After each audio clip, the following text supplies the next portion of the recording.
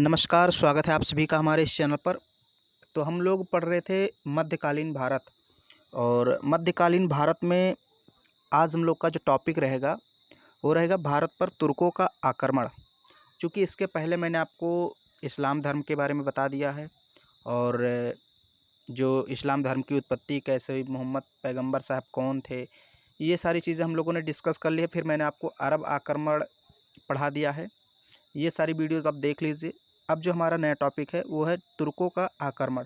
भारत में कैसे हुआ, तुर्क कौन थे, क्यों आए, ये सब सारी चीज़ें हम लोग इसमें डिस्कस करेंगे। अब देखिए, इसमें जो है 3 टॉपिक पढ़ने हैं। तुर्क कौन थे, फिर सेकंड है महमूद गजनबी का आक्रमण, और थर्ड है मोहम्मद गौरी का आक्रमण। तो बेसिकली इसमें 2 ही मेन हैं। तुर्क कौन थे ये तो मैं आपको 2 मिनट में पढ़ा दूंगा, ज़्यादा इसमें नहीं पढ़ना है। लेकिन ये जो 2 मुख्य चीज़ें हैं इनके बारे में हम लोग को पढ़ना है। एक तो महमूद गजनवी कौन था, उसने कब कब आक्रमण किए, कैसे किया, क्यों किया, क्या उद्देश्य था, कहाँ से आया था, ये सब हम लोग को पढ़ना है। और दूसरा पढ़ना है मोहम्मद गौरी का आक्रमण। ये दोनों मुख्य हैं। अब इसके तुर्क आक्रमण के 2 वीडियो आएंगे। एक में तो मैं आपको इतना कंप्लीट करा दूंगा, तुर्क कौन थे और महमूद गजनवी का आक्रमण। सेकेंड वीडियो में मैं आपको मोहम्मद गौरी के बारे में बता दूंगा और उसके आक्रमणों के बारे में बता दूंगा।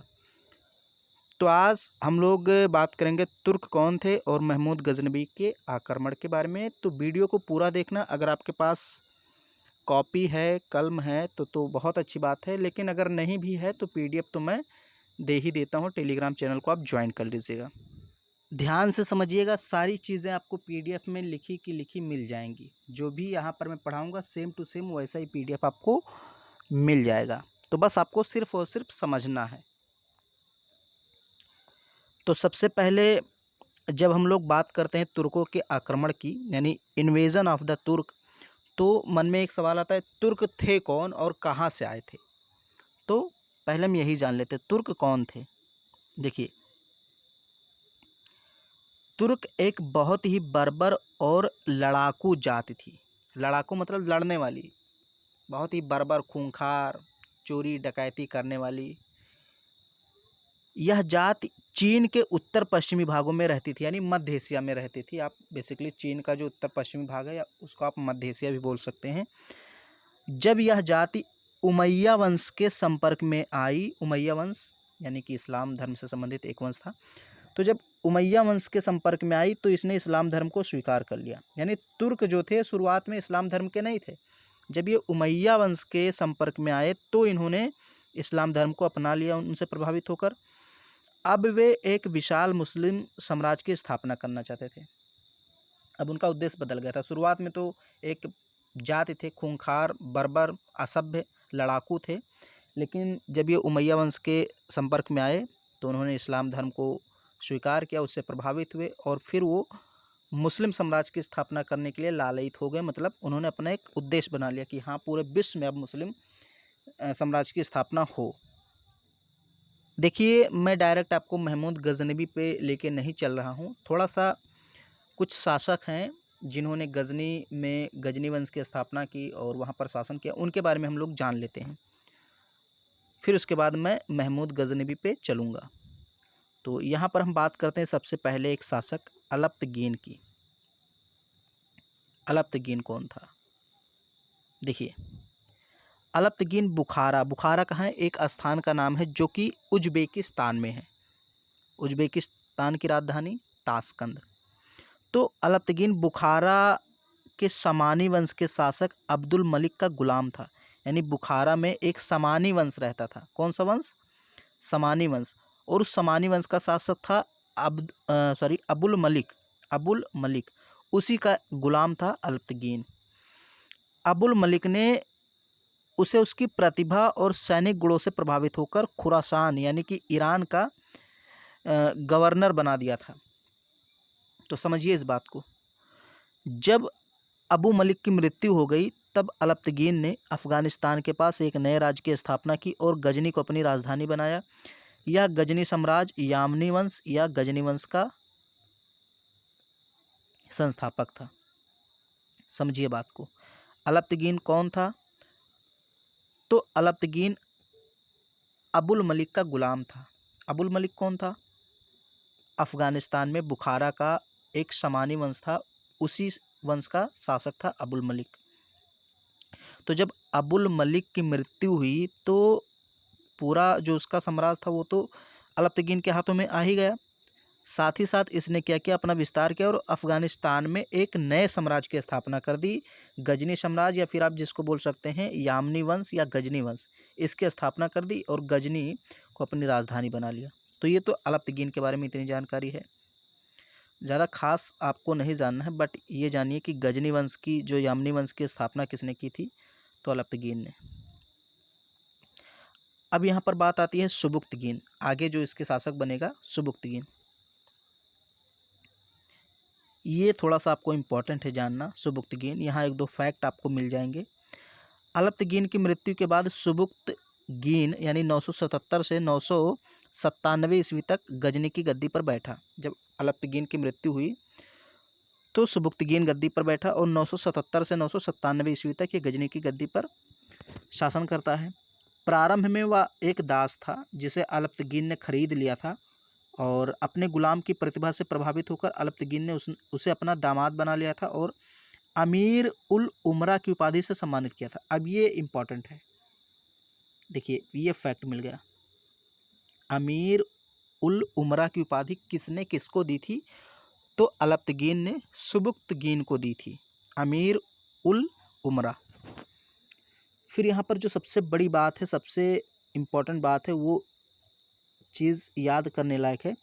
सुबुक्तगीन भारत पर आक्रमण करने वाला पहला तुर्क शासक था। अगर कोई आपसे पूछे कि कौन सा तुर्क शासक था जिसने सबसे पहले भारत पर आक्रमण किया, तो महमूद गजनवी नहीं था, वो कौन था? सुबुक्तगीन था। तो ये बात आपको याद रखनी है। कब किया था? 986 ईस्वी में। कहाँ पर किया था? पंजाब के आसपास का क्षेत्र था और शाही वंश के राजा थे जयपाल, उस पर उन्होंने आक्रमण किया और जयपाल को उसमें पराजित भी कर दिया था इसने। यहाँ पर देखिए ऐसा बात नहीं है कि अलप्तगीन के बाद डायरेक्ट सुबुक्तगीन बना था, लेकिन जो मेन शासक था वो मैंने आपको बताया। अगर हम बात करें तो अलप्तगीन के बाद एक शासक बना था इसहाक, कुछ समय तक रहा, फिर बलक्तगीन बना, फिर सुबुक्तगीन बना, लेकिन इनका कुछ खास वर्णन नहीं मिलता, इसलिए मैंने सीधे आपको अलप्तगीन के बाद सुबुक्तगीन के बारे में बताया। अब हम लोग को पढ़ना है महमूद गजनबी के बारे में, क्योंकि सुबुक्तगीन के बाद कौन शासक बनता है? सुबुक्तगीन के बाद इसका जो बेटा रहता है महमूद गजनबी, वो गजनी का शासक बनता है। तो अब हम लोग को डायरेक्ट महमूद गजनबी पर बात करनी है। महमूद गजनबी, अगर इसके शासनकाल की बात करें तो 998 ईस्वी से, यानी कि 997 में मृत्यु हुई थी सुबुक्तगीन की, तो कहीं कहीं 997 ईस्वी लिखा होता है, कहीं कहीं 998, एक वर्ष का अंतर रहता है।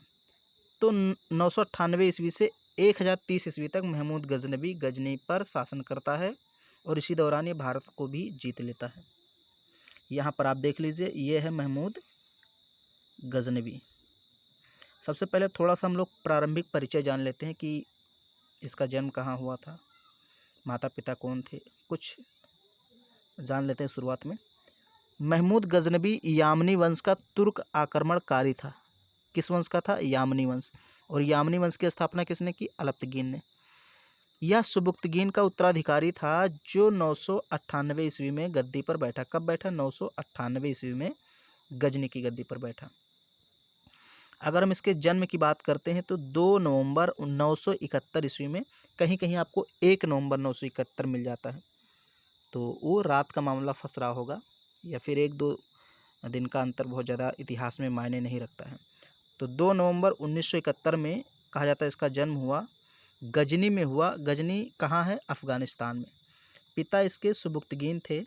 अगर हम इसके मृत्यु की बात करें तो 30 अप्रैल 1030 ईस्वी में हुई और 59 वर्ष का था जब इसकी मृत्यु हुई। गजनी में, अफ़गानिस्तान में ही हो गई थी, यानी जहाँ इसका जन्म हुआ गजनी अफ़गानिस्तान में, वहीं इसकी मृत्यु भी हो गई। अब यहाँ पर हम गजनी नाम ले रहे हैं बार बार, तो गजनी क्या था? ये अफ़गानिस्तान में स्थित एक छोटा सा शहर था, एक कस्बा था, आप कह लीजिए कुछ एरिया था। यहाँ पर देखिए नोट में कोई चीज़ लिखी हुई तो इसको आप ज़रूर याद कर लिया कीजिए, लिख लिया कीजिए, क्योंकि नोट में बहुत इंपॉर्टेंट चीज़ें लिखी जाती हैं। महमूद गजनबी को मैं कलर चेंज कर देता हूँ यहाँ पर। महमूद गजनबी को भारतीय सूत्रों में गर्जनेश और गर्जन, ये क्या लिखा देखिए, गर्जनकाधिराज, बोलने में थोड़ी प्रॉब्लम हो जाती कभी कभी मुझे, हिंदी खासकर। गर्जनकाधिराज और गर्जनेश किसको कहा गया है? तो महमूद गजनबी को कहा गया है। ये बात आपको याद में रखनी है। अब जो सबसे बड़ी बात है जो हम लोग पढ़ना चाहते हैं वो है महमूद गजनबी के भारत पर कौन कौन से आक्रमण हुए, कितने आक्रमण हुए, कौन कौन से शासक के साथ युद्ध हुआ। ये सारी चीज़ें बहुत ज़्यादा इम्पोर्टेंट हो जाती हैं और ख़ासकर हम लोग यही पढ़ते हैं। तो अब हम लोग पढ़ेंगे महमूद गजनबी के भारत पर आक्रमण।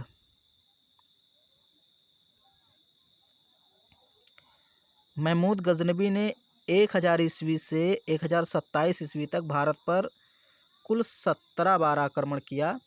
उसके आक्रमण का मुख्य उद्देश्य भारत की संपत्ति को लूटकर गजनी में एक विशाल साम्राज्य की स्थापना करना था।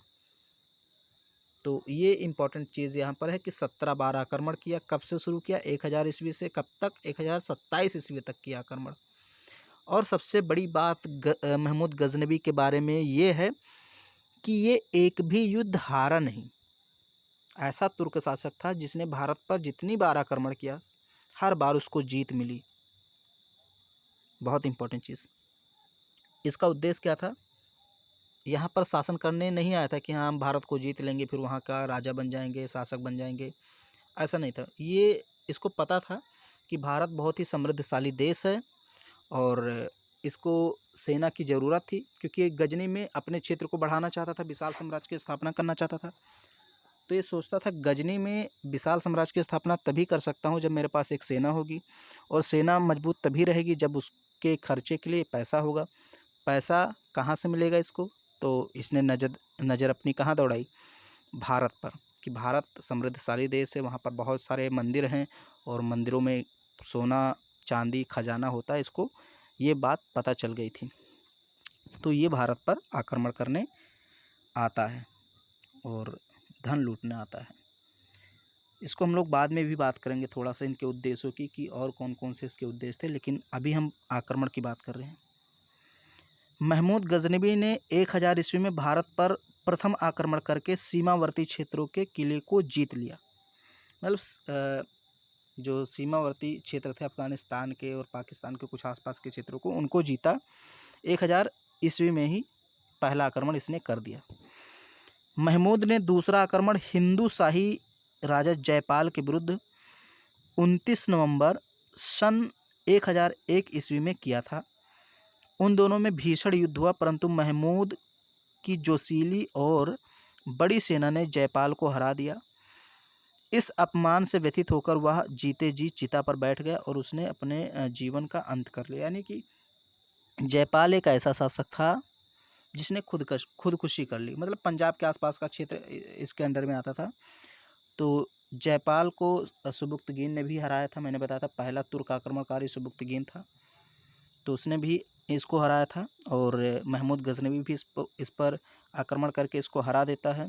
तो ये बहुत ज़्यादा दुखी हो जाता है, अपमानित महसूस करता है। एक बार तो ये कुछ पैसे देकर स्वयं को रिहाई दिलाता है महमूद गजनवी से, लेकिन इतना ज़्यादा अपमानित हो जाता है कि ये कहता आप सुसाइड ही कर लो।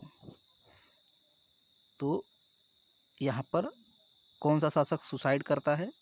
तो जयपाल, शाही वंश का संस्थापक था, शासक था। फिर है महमूद गजनवी का जो तीसरा आक्रमण हुआ 1004 ईस्वी में हुआ।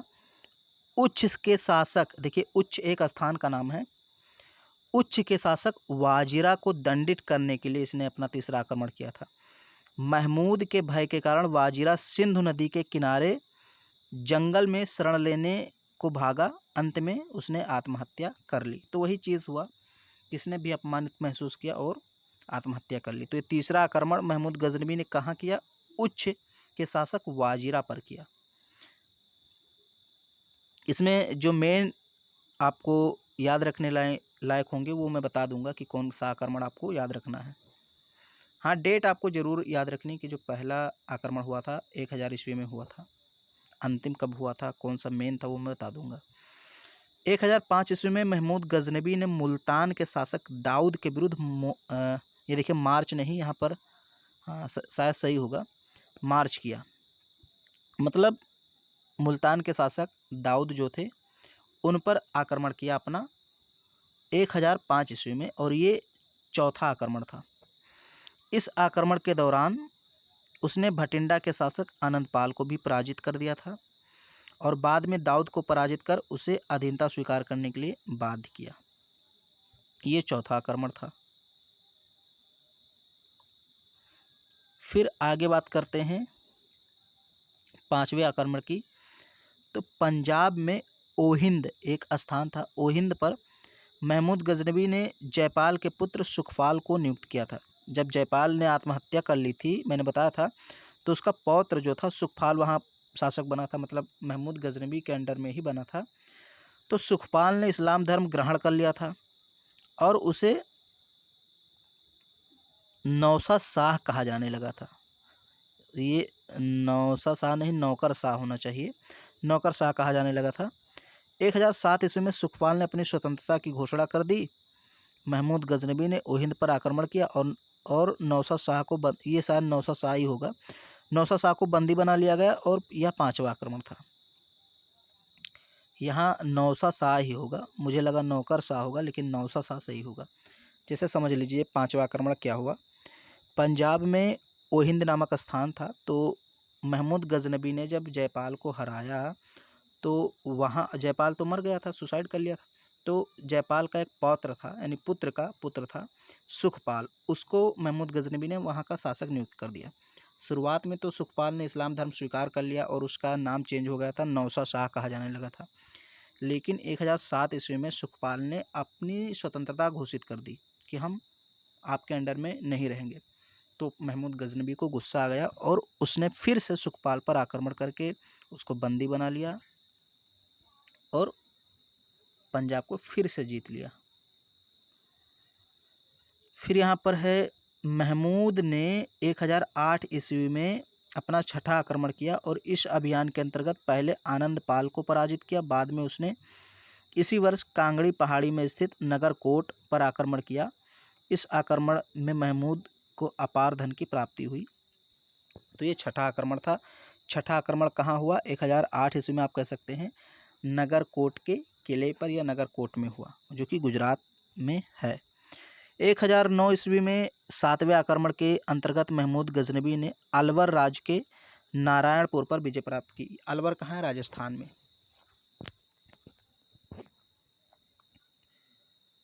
फिर यहाँ है 1010 ईस्वी में महमूद का आठवां आक्रमण मुल्तान पर हुआ। मुल्तान पाकिस्तान में है।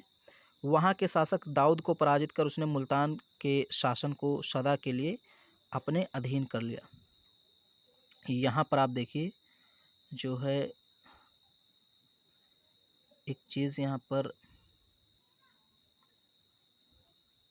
ये देखिए, यहाँ पर 1005 ईस्वी में भी मुल्तान पर आक्रमण किया था दाऊद के विरुद्ध, लेकिन उस समय इसको बस अधीनता स्वीकार कर ली थी और इसको मारा नहीं था इसने। लेकिन 1010 ईस्वी में इसने फिर से अधीनता स्वीकार करवाई, लेकिन सदा के लिए, हमेशा के लिए। मतलब अब ऐसा कंडीशन रख दिया कि दाऊद फिर से अपने आप को स्वतंत्र कर ही ना पाए। 1013-14 ईस्वी में अपने नवे अभियान के अंतर्गत महमूद गजनबी ने थानेश्वर पर आक्रमण किया। ये इंपॉर्टेंट है, ये पूछा गया है और पूछा भी जा सकता है। ये डेट आपको याद रखनी है कि महमूद गजनबी ने थानेश्वर पर आक्रमण कब किया। तो 1013 या 14 ईस्वी, दोनों में से एक आ सकता है आसपास। फिर है महमूद गजनबी ने अपना जो 10वां आक्रमण किया वो नंदशाह पर किया। हिंदू शासक आनंदपाल ने नंदशाह को अपनी नई राजधानी, ये देखिए नंदशाह कोई व्यक्ति का नाम नहीं, स्थान का नाम है। तो हिंदू शासक आनंदपाल ने अपनी नई राजधानी नंदशाह को बनाया और वहाँ का शासक कौन था? त्रिलोचन पाल। त्रिलोचन पाल पर जब आक्रमण किया महमूद गजनबी ने, तो ये वहाँ से भागकर कश्मीर में चला गया और तुर्कों ने नंदशाह में खूब लूटपाट की। फिर यहाँ पर है 1015 ईस्वी में महमूद का यह आक्रमण त्रिलोचन पाल के जो पुत्र थे भीमपाल के विरुद्ध था, जो कश्मीर पर शासन कर रहा था। युद्ध में भीमपाल पराजित हुआ। तो त्रिलोचन पाल का जो पुत्र था भीमपाल, ये कश्मीर में शासन कर रहा था। 1015 ईस्वी में कश्मीर को भी जीत लिया महमूद गजनबी ने। 1018 ईस्वी में अपने 12वें अभियान में महमूद गजनबी ने कन्नौज पर आक्रमण किया। ये भी इम्पोर्टेंट है। कन्नौज पर कब आक्रमण किया? 1018 ईस्वी में, बहुत इम्पोर्टेंट है। उसने अब कन्नौज पर जब आक्रमण किया तो आसपास के शहरों को भी जीता। उसने बुलंदशहर के शासक हरदत्त को पराजित किया। महावन के शासक बुलाचंद्र पर भी आक्रमण किया।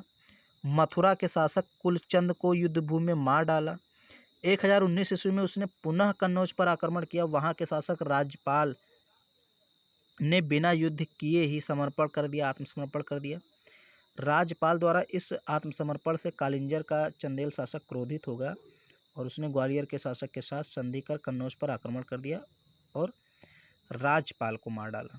देखिए, जब राजपाल ने, जो कि कहाँ का शासक था? कन्नौज का, जब इसने महमूद गजनबी की अधीनता स्वीकार कर ली, तो जो पड़ोसी का शासक था, चंदेल शासक कालिंजर का, वो क्रोधित हो गया और उसने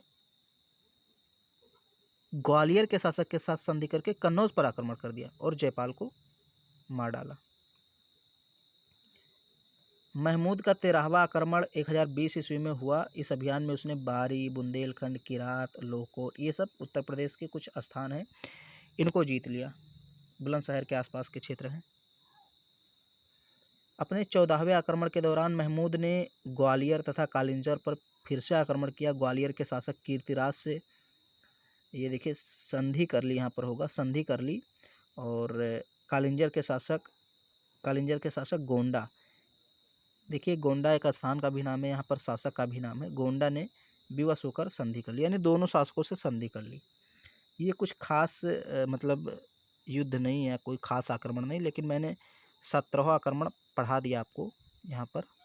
फिर है 1024 ईस्वी में 15वें अभियान में महमूद गजनबी ने लोदोर्ग यानी जैसलमेर में है, चिकलोदर गुजरात में है तथा अहिनवाड़ गुजरात पर भी विजय प्राप्त की। अब ये इम्पोर्टेंट है, ये जो है 16वां आक्रमण, ये बहुत ज़्यादा इम्पोर्टेंट है और कई बार पूछा गया है। तो ऐसे कुछ इम्पोर्टेंट है, उन्हीं को याद रखना, बाकी सारी चीज़ें आप छोड़ भी सकते हैं। 1025 ईस्वी में 16वां आक्रमण हुआ और 16वें अभियान में महमूद गजनबी ने सोमनाथ को अपना निशाना बनाया, सोमनाथ मंदिर गुजरात, क्योंकि उसको पता था कि इसमें बहुत ज़्यादा खजाना है। उसके सभी अभियानों में यह अभियान सर्वाधिक महत्वपूर्ण था। सोमनाथ पर विजय प्राप्त करने के बाद उसने वहाँ के प्रसिद्ध मंदिरों को तोड़ दिया और अथाह धन प्राप्त किया। यह मंदिर गुजरात में समुद्र तट पर अपनी अपार संपत्ति के लिए प्रसिद्ध था। इस मंदिर को लूटते समय महमूद ने लगभग 50,000 ब्राह्मणों एवं हिंदुओं का कत्ल कर दिया। ऐसा कहा जाता है कि ब्राह्मण जो थे, जब ये मार रहा था ब्राह्मणों को, तो ब्राह्मण अपनी रक्षा नहीं कर रहे थे या मंदिर को बचा नहीं रहे थे, वो ओम नमः शिवाय करते रहे और ये गला काटते हुए चला गया। 50,000 हिंदुओं का लगभग। 1027 ईस्वी में किया गया महमूद गजनबी का अंतिम आक्रमण था। मतलब अंतिम आक्रमण कब किया? 1027 ईस्वी में। और यह आक्रमण सिंध और मुल्तान के तटवर्ती क्षेत्रों में जाटों के विरुद्ध था। इसमें जाट पराजित हुए। अब इसने अंतिम आक्रमण क्यों किया जाटों के विरुद्ध? क्योंकि जब ये सोमनाथ मंदिर से सोना चांदी या खजाना जो भी मिला था, इसको लूट कर लेकर जा रहा था अपने गजनी, तो रास्ते में जाटों ने इसको बहुत ज़्यादा परेशान किया था, मतलब छेड़खानी की, और जो सोना ये लेकर जा रहा था उसमें से कुछ भाग इन्होंने छीन लिया। तो महमूद गजनबी ने प्लान बनाया कि अभी तो हम सोना चांदी लिए हैं, ज़्यादा नहीं उलझेंगे, लेकिन तुमसे हम लौट कर मिलते हैं। तो इसलिए लौट कर फिर से आक्रमण किया महमूद गजनबी ने जाटों पर और इनको पराजित किया। तो ये लास्ट आक्रमण था, अंतिम आक्रमण था, 1027 ईस्वी में हुआ। फिर गजनी चला जाता है और 1030 ईस्वी में गजनी में ही इसकी मृत्यु हो जाती है। अब यहाँ पर हम लोग थोड़ा सा इसके उद्देश्य के बारे में पढ़ लेते हैं कि भाई इसने आक्रमण क्यों किया।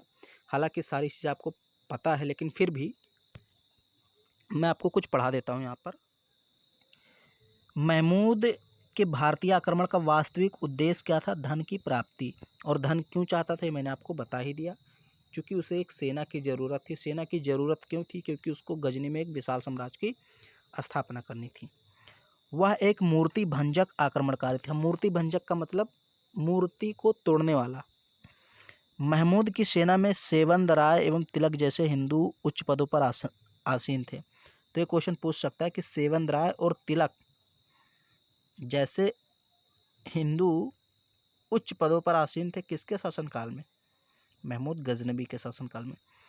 महमूद के भारत पर आक्रमण के समय उसके साथ प्रसिद्ध इतिहासविद, गणितज्ञ, भूगोलवेत्ता, खगोल एवं दर्शन शास्त्र के ज्ञाता, किताबुल हिंद के लेखक अलबरूनी भी भारत आया था। तो अलबरूनी किसके समय भारत आया था? महमूद गजनबी के समय। अलबरूनी महमूद गजनबी का दरबारी कवि था। तहकीक हिंद पुस्तक में उसने भारत का विवरण लिखा है। इसके अतिरिक्त इतिहासकार उतबी, तारीख सुबुक्तगीन का लेखक बेहाकी भी आया था इसके साथ। बेहाकी का इतिहासकार लेनपूल ने पूर्वी पेप्स की उपाधि प्रदान की है। तो बेहाकी को इतिहासकार लेनपूल ने किसकी उपाधि दी है? पूर्वी पेप्स। शाहनामा का लेखक फिरदौसी, फारस का जो कवि था जारी खुरासानी, विद्वान तुसी, महान शिक्षक विद्वान उनसुरी, विद्वान असजदी और फारूकी, ये सब इसके दरबारी कवि थे। मतलब कई सारे विद्वान, लेखक, इतिहासकार महमूद गजनबी अपने साथ लाता था जब यह कहीं आक्रमण करने जाता था, ताकि वो लोग इसका इतिहास लिखें। तो बेसिकली आपको 4 नाम यहाँ पर याद रखने हैं जो महमूद गजनबी के साथ आए थे। मैं आपको बता देता हूँ कौन कौन से। एक तो है अलबरूनी, फिर यहाँ पर मैं आपको दूसरा बताता हूँ उतबी, तीसरा है बैहाकी और चौथा है फिरदौसी। ये जो 4 लेखक या विद्वान थे, अलबरूनी, उतबी, बैहाकी, फिरदौसी, महमूद गजनबी के समय भारत आए थे जब महमूद गजनबी ने आक्रमण किया था। अब हम कुछ उद्देश्य की इसकी बात कर लेते हैं कि भाई इसका उद्देश्य क्या था। तो पहला उद्देश्य तो धन लूटना था, धन चाहता था। दूसरा चाहता था मूर्ति पूजा का विनाश करना, क्योंकि ये इस्लाम धर्म को मानने वाला था और इस्लाम धर्म में मूर्ति पूजा नहीं होती, इसलिए ये मूर्तियों को तोड़ना चाहता था। इस्लाम धर्म का प्रचार प्रसार करना चाहता था, उनकी प्रतिष्ठा स्थापित करना चाहता था, इसलिए भी आया। लूटे गए धन से साम्राज्य का विस्तार करना चाहता था, बात एक ही है। ये सारे इसके उद्देश्य थे। अब यहाँ पर हम बात करते हैं नोट में। तो यहाँ जो नोट में लिखा है ये कुछ इम्पॉर्टेंट चीज़ें ही लिखी होंगी, बहुत ध्यान से इसको पढ़ना है आपको। नोट में जो है महमूद गजनबी पहला मुसलमान था जिसने सुल्तान और गाजी की उपाधि धारण किया। तो ये इम्पोर्टेंट चीज़ है। महमूद की अन्य उपाधियाँ थी यामीन उद दौला और यामीन उल मिल्ला। ये बहुत इम्पोर्टेंट 2 उपाधियाँ हैं। यामीन उद दौला और अमीन उल मिल्ला की उपाधि किसने धारण की? महमूद गजनबी ने। यामीन उद दौला, अमीन उल मिल्ला।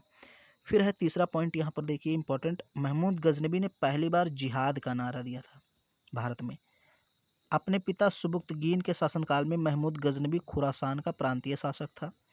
भारतीय इतिहास में महमूद गजनबी को मूर्ति भंजक के रूप में जाना जाता है। तो ये क्वेश्चन कई बार पूछा भी गया कि मूर्ति भंजक किसे कहते हैं, मूर्ति भंजक किसे कहते हैं, यानी मूर्तियों को तोड़ने वाला किसे कहते हैं? तो महमूद गजनबी को कहते हैं, या फिर इसको एक नाम और देते हैं बुत सिकन। बुत सिकन को मूर्ति भंजक कहते हैं, चाहे बुत सिकन कहिए चाहे मूर्ति भंजक, दोनों के लिए महमूद गजनबी ही आएगा। अब जब ये आक्रमण करके गया तो कुछ इसके प्रभाव पड़े, हालांकि इसके प्रभाव स्थायी नहीं रहे, बट कुछ चीज़ें यहाँ पर बदली और उजागर हुई। तो क्या क्या प्रभाव पड़े? राजाओं की शक्ति पर प्रभाव पड़ा। अब जो यहाँ के राजा महाराजा थे इनकी शक्ति पर प्रभाव पड़ा, मतलब इनकी शक्ति नष्ट हुई, सेना नष्ट हुई, तो प्रभाव तो पड़ेगा ही। सैनिक दुर्बलता का आभास हुआ। पहले ये होता था कि ये जो राजा थे अपने आप पर बहुत ज़्यादा घमंड करते थे कि हमसे तो कोई जीत ही नहीं पाएगा, खासकर जो भारतीय राजा होते थे। हम तो बहुत ज़्यादा बलवान हैं, शक्तिशाली सेना है मेरे पास। लेकिन जब महमूद गजनबी ने एक-एक करके इन सभी राजाओं को हरा दिया, तो इनको अपनी सैनिक दुर्बलता के बारे में पता चला कि हमसे भी बड़े तीरंदाज बैठे हैं अभी। तो ये प्रभाव पड़ा। अतुल संपत्ति का पलायन हो गया, भारत से बहुत सारी संपत्ति विदेश में चली गई, यानी कि महमूद गजनबी अपने साथ लेकर गया। स्थापत्य कला पर प्रभाव पड़ा। अब जितना हो सका उतना मंदिर तो महमूद गजनबी ने तोड़ा। तो कुछ शैली भी मिक्स हुई, मतलब वहाँ की जो शैली थी यानी कि गजनी की शैली वो भारत में आई और भारत की शैली गजनी गई, तो ये भी प्रभाव पड़ा। और कुछ स्थापत्य कला, कुछ मूर्तियों को तोड़कर बहुत सारी शैलियों को नष्ट भी कर दिया। तो कई प्रकार से प्रभाव पड़ा। पंजाब का गजनी साम्राज्य में विलय हो गया, क्योंकि पंजाब मतलब एक प्रकार से बफर स्टेट का काम करता था। तो इसको एक प्रत्यक्ष रूप से आप कह सकते हैं स्थायी रूप से अपने पास रख लिया, ताकि आने जाने में प्रॉब्लम ना हो, क्योंकि पंजाब क्या था, एक प्रकार से रास्ता था भारत में घुसने का। तो रास्ते पर महमूद गजनबी ने हमेशा के लिए कब्जा कर लिया, उसको विलय कर लिया गजनी साम्राज्य में। फिर यहाँ पर है आक्रमण के लिए नए मार्ग का खुलना। तो अब जब महमूद गजनबी ने आक्रमण कर दिया, शुरुआत कर दी, तो एक नया मार्ग खुल गया कि अब भारत में इधर से ही सब लोग आक्रमण करेंगे। आगे आप पढ़ेंगे कि बहुत सारे आक्रमणकारी आते हैं। तो ये जो है आपको मैंने बता दिया महमूद गजनबी के बारे में। और इसके अगले वाले पार्ट में यानी कि तुर्क आक्रमण में एक और पार्ट आएगा, उसमें हम लोग पढ़ेंगे मोहम्मद गौरी के बारे में। तो अगर वीडियो आपको पसंद आ रही है तो उसको लाइक कर दीजिए, शेयर कर दीजिए। चैनल पर पहली बार आए हैं, चैनल को सब्सक्राइब जरूर कीजिए।